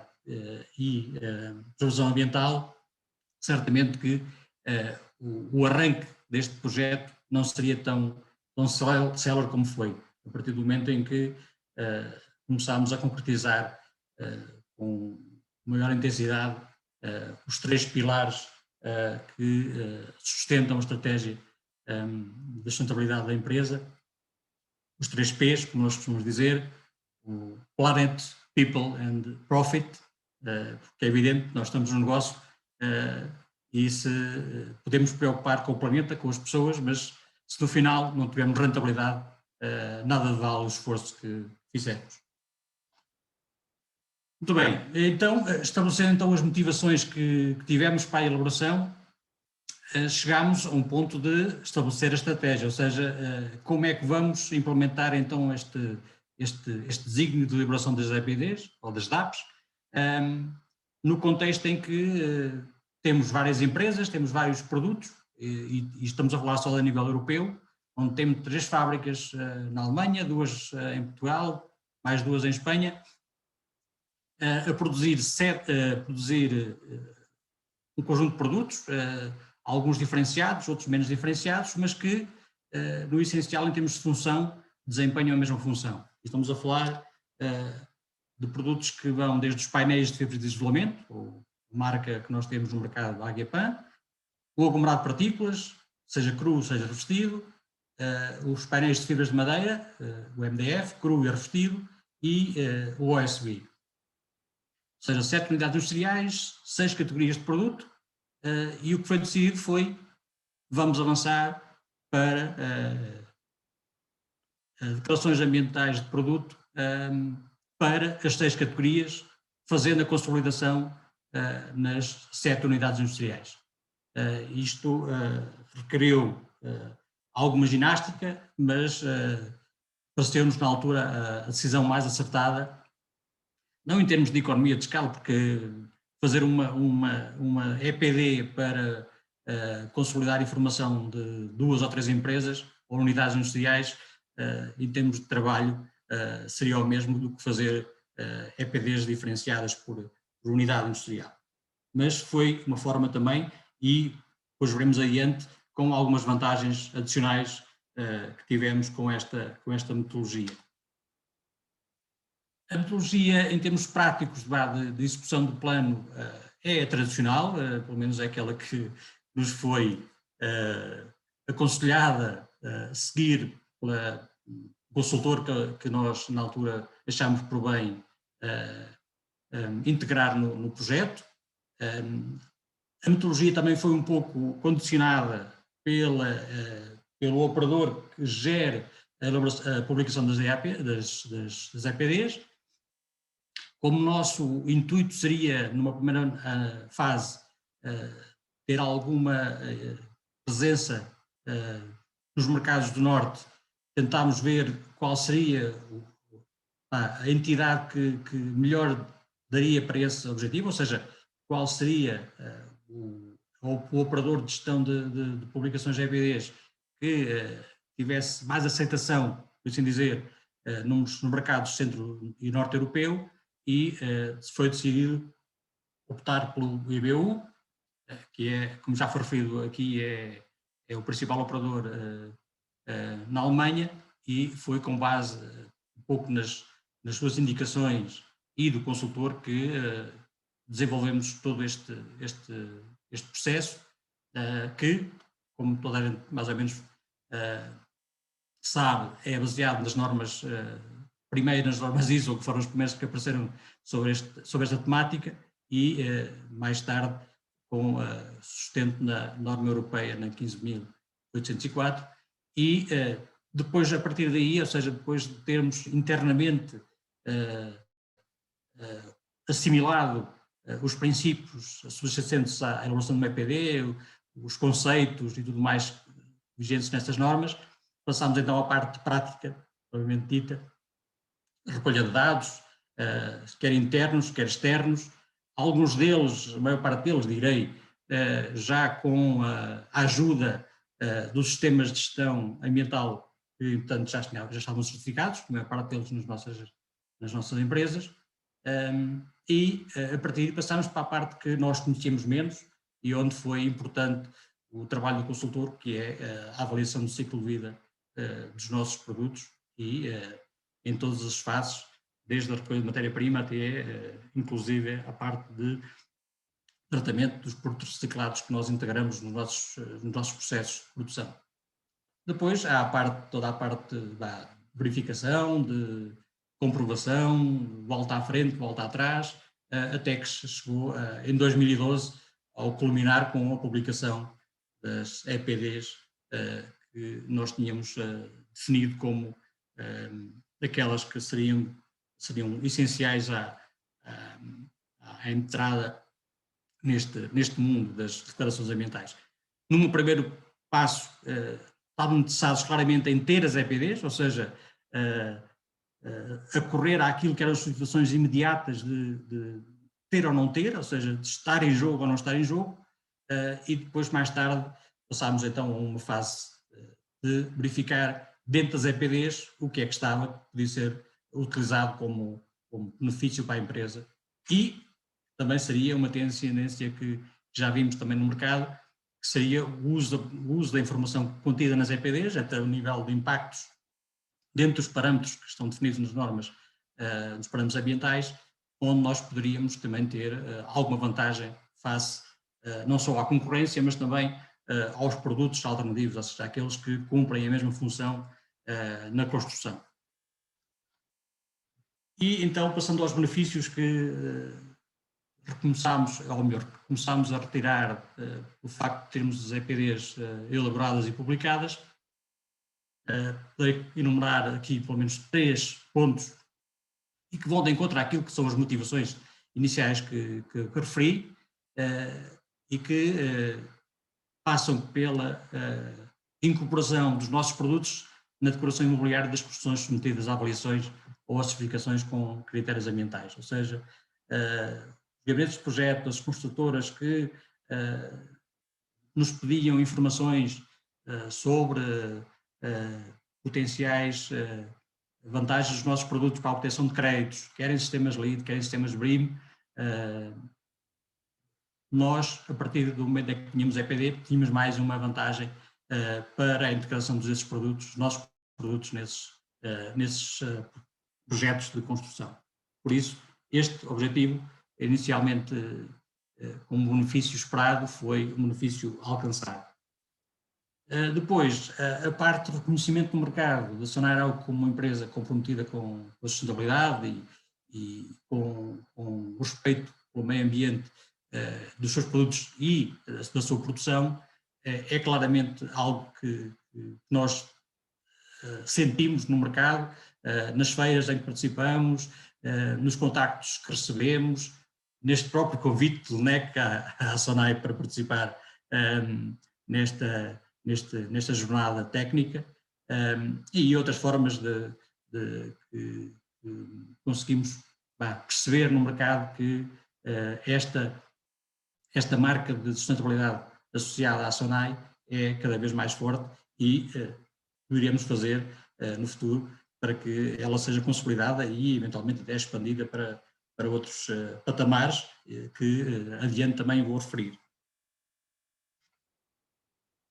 E temos também a melhoria que já foi falada aqui, o professor Freire já tinha falado nisto anteriormente, ou seja, nós queríamos não só ter um documento, ou seja, um documento que evidencia a nossa preocupação ambiental, por ter e fazermos cálculos e tudo mais, e ter uma avaliação, a percepção do que é que os nossos produtos impactam no meio ambiente, mas também ter uma utilização mais útil, vou dizer, internamente, do trabalho que foi feito, ou seja, temos uma EPD, temos os impactos ambientais decorrentes dos nossos processos produtivos, dos produtos eles próprios, das matérias-primas, do processo de eliminação dos materiais no ciclo de vida, mas podemos usar esses dados, essa informação estruturada, localizada num só local, para eventualmente obter melhorias no desempenho ambiental das unidades industriais. E isto foi também algo que nós conseguimos e estamos, neste momento, todos os dias temos essa possibilidade de avançar neste campo e ter ganhos ambientais, não digo todos os dias, mas pelo menos com potencial de nos alcançar dentro de portas. E identifico só dois tópicos dentro destes benefícios alcançados. O primeiro, a identificação e a quantificação das fontes de emissão, permitir uma noção exata do potencial de melhoria para a redução do pegada de carbono, e vamos ver que isto é importante para um dos desígnios que a SONAI já avançou para a neutralidade carbónica em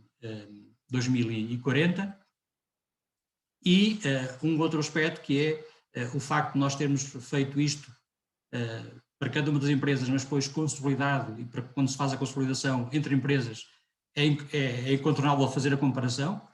dos valores individuais e o seu contributo depois para a média consolidada, a base dos impactos, foi que pudemos, de uma forma clara, transferir entre unidades produtivas as melhores práticas com base em critérios de impacto ambiental e não só com base em critérios de gestão corrente, como seja a parte financeira, a parte de custos e a parte de benefícios, e isto permitiu ter, claro, em algumas situações, como por exemplo esta, de nós termos que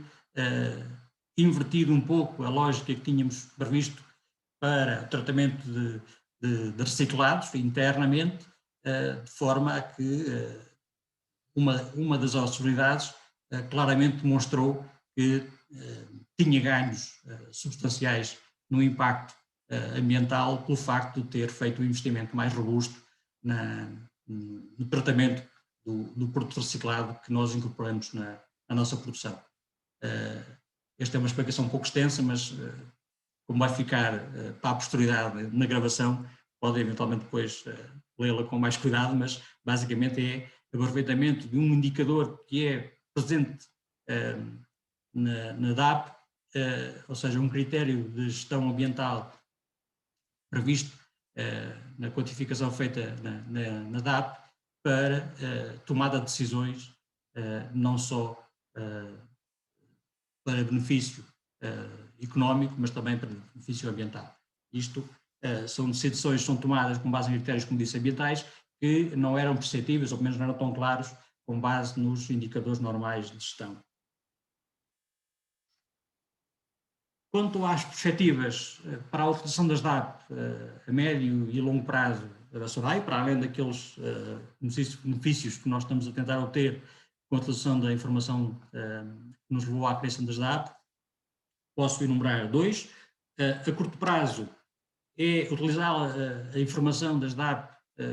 como referencial para o benchmarking de produtos concorrentes e alternativos,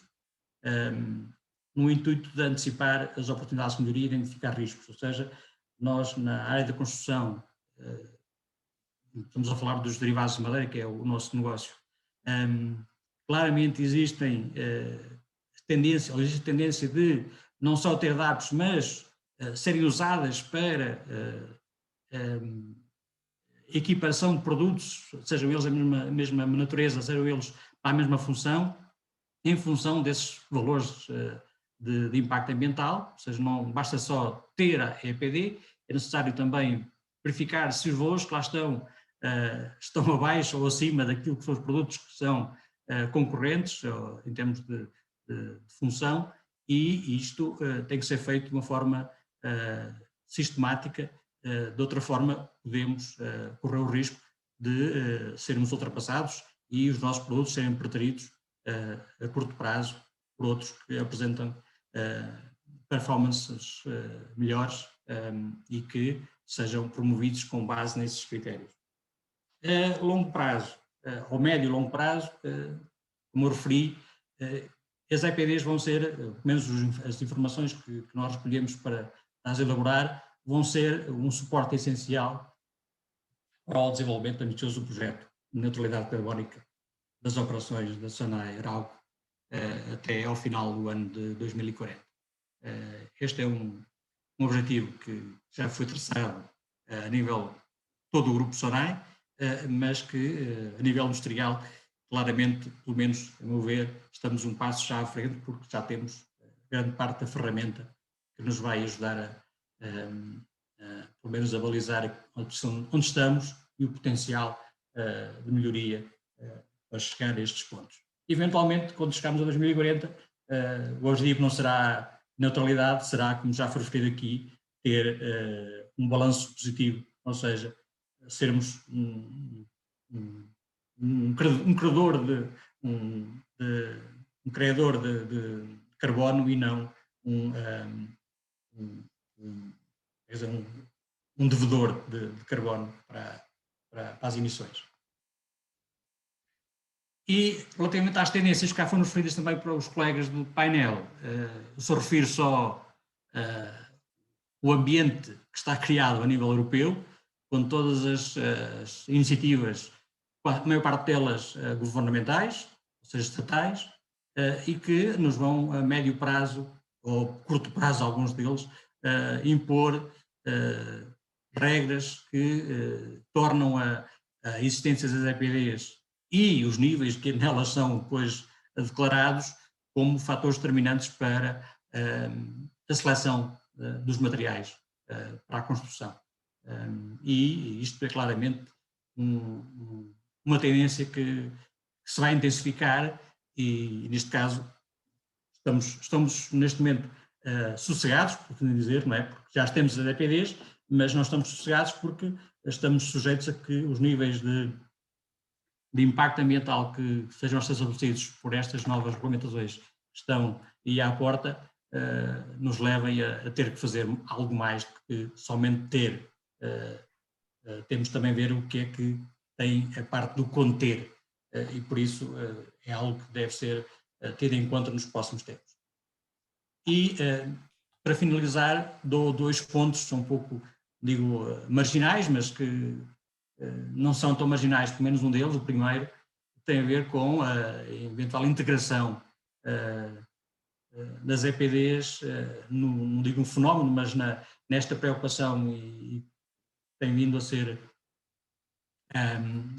impulsionada pela Comissão Europeia, através do Green Deal, dos passos para a economia circular. Ou seja, a EPD, com as revisões que teve agora em 2019, ou melhor, a norma que tem por base para a elaboração das EPDs, englobando a parte de reciclagem, de fim de ciclo de vida dos produtos, tem claramente já em perspectiva a sua utilização para ser ferramenta também de avaliação da circularidade da economia associada a cada um dos negócios, neste caso aos nossos produtos derivados de madeira, é claramente uma mais-valia que nós temos em ter esse trabalho já feito. É evidente que precisa de alguma adaptação, porque os módulos que neste momento vão ser mais importantes para a economia circular poderiam não estar tão bem desenvolvidos nas DAP que desenvolvemos em 2012 e que atualizámos em 2017 e que neste momento estão em revisão para 2022. A última tem a ver com alguns estudos de opinião que são veiculados com algumas empresas, o último de Saint-Gobain, em que diz que a grande parte, mesmo os designers e os projetistas, acham que as versões das DAPs existentes são demasiado técnicas, demasiado, digo, quadradas, por assim dizer, e que deveriam pelo menos verificar ou a sua revisão ou eventualmente ter uma versão soft para o público em geral, ou seja, para que as pessoas também saibam de uma forma clara o que é a contribuição de cada um dos produtos para o ambiente, seja ele negativo, seja ele positivo. E então é uma das tendências que poderá estar em cima da mesa nos próximos tempos, mas que é uma situação marginal, ou pelo menos anexa, que não é para já relevante, pelo menos no médio prazo. E com isto termino. Acho que cumpri aquilo que me tinha como medida, ou seja, de não ser demasiado extensivo, ser curto, e é evidente que isto tem muita informação que não está aqui explícita, mas que claramente na necessidade de terem mais alguma explicação sobre aquilo que foi a nossa vivência deste processo, e continua a ser, porque agora com a revisão voltámos a ter que ver isto de uma forma um pouco mais detalhada, com as revisões que aí vem e que vamos tentar antecipar a sua implementação. É algo que podemos partilhar. É evidente que há segredos que não são partilháveis, mas que certamente serão mais úteis. As informações podemos partilhar com todas as pessoas que estejam dentro desta temática ou que eventualmente possam vir a ter necessidade de ajuda. E temos alguns clientes, como já referi aqui, que têm pequena dimensão e que alguns deles não são produtores, não precisam de elaborar EPDs, mas que, sendo parceiros em algumas situações, e estou a falar basicamente, por exemplo, materiais que se complementam os nossos produtos de construção, podem eventualmente precisar de alguma, não digo parceria, mas pelo menos de alguma orientação com base na experiência que nós escolhemos nesses anos em que já levamos de gestão das EPDs que desenvolvemos em 2012. Muito obrigado pela atenção. Agora fico à disposição das vossas perguntas. Obrigado, Luís, pela apresentação,